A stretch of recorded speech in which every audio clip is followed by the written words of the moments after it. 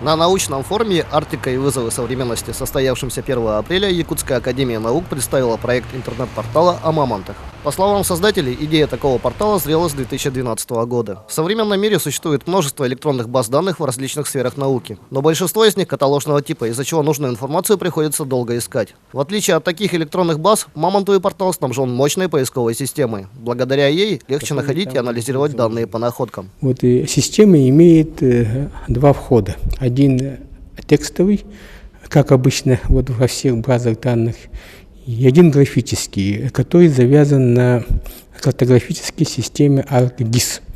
То есть мы можем рассматривать не только саму находку, но мы еще можем рассматривать то место, где эта находка была обнаружена.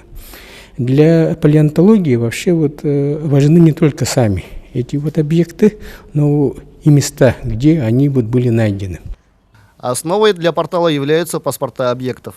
В этот документ заносятся все известные по находке данные.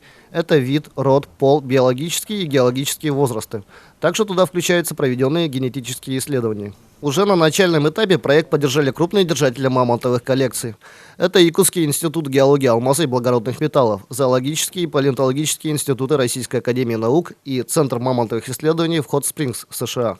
Стоит отметить, что портал некоммерческий. Для полного доступа к нему необходимо предоставить данные по собственному объекту. После этого можно работать со всей базой данных портала. Для обывателей же будет популярный доступ, где будут выкладываться общие данные по мамонтовым находкам, научно-популярные статьи, палеонтологические новости и многое другое.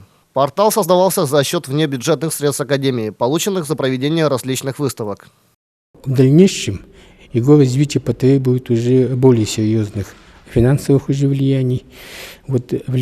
И мы очень сильно все-таки надеемся на государство, что власти республики поддержат этот портал наш мамонтовый, потому что он работает на имидж республики как одного из мировых центров изучения мамонтовой фауны.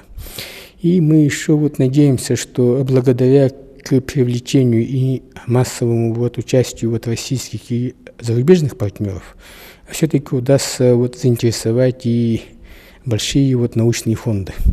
Презентация мамонтового портала состоится в начале мая на Международной мамонтовой конференции в Греции.